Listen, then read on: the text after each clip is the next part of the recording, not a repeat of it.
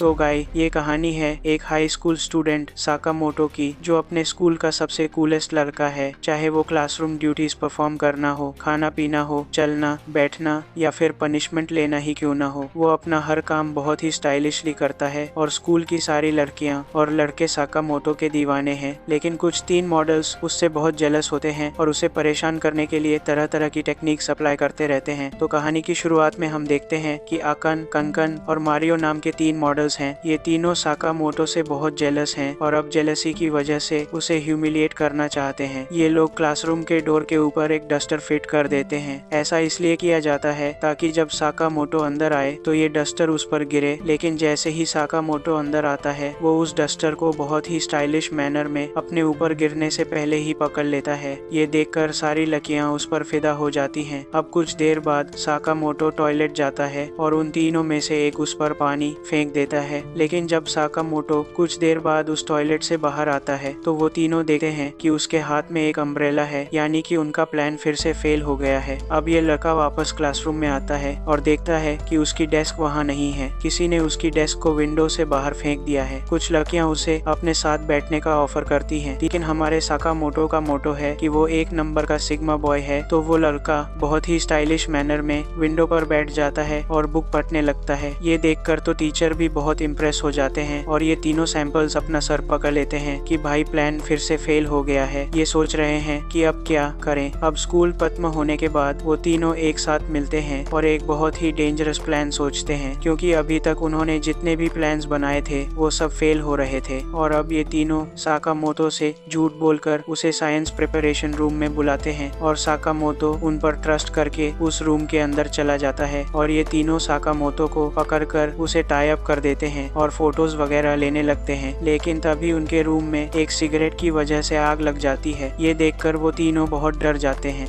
और जल्दी से रूम से बाहर निकलने की कोशिश करते हैं, लेकिन डोर बाहर से लॉक्ड होता है और ये लॉक उन्होंने ही लगाया था साकामोटो को अंदर रखने के लिए।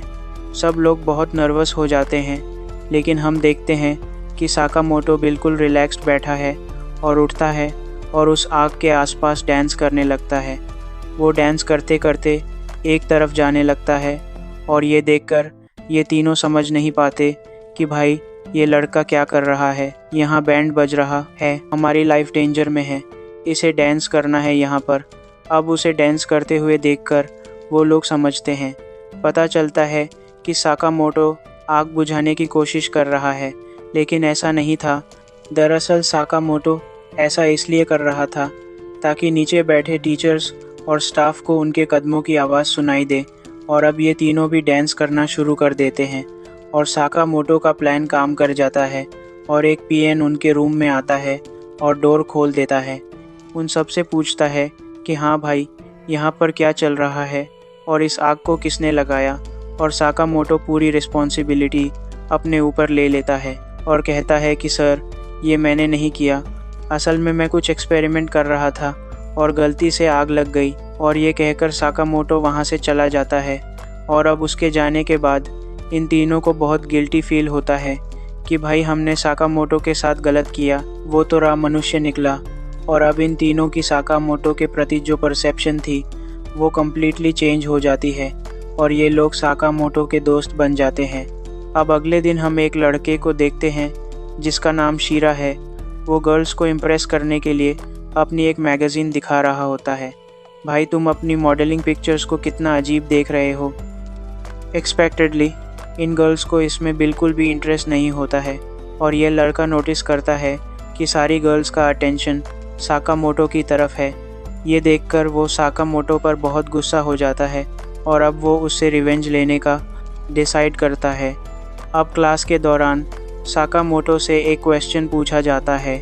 साकामोटो खड़ा होता है और बहुत ही स्टाइलिश मैनर में आंसर देने के बाद शीरा उसकी चेयर खींच लेता है। लेकिन हम देखते हैं कि साकामोटो गिरता नहीं है और अपनी ऐस हवा में ही उसी पोजीशन में रखता है और एक इनविजिबल चेयर पर बैठ जाता है। ये देखकर शीरा अपना सर पकड़ लेता है। अरे भाई, क्या बंदा है, ये इतना कूल कैसे हो सकता है। भाई कोई भी लड़का साकामोटो के लिए एक लाइक तो बनता है यार, वो बहुत कूल है।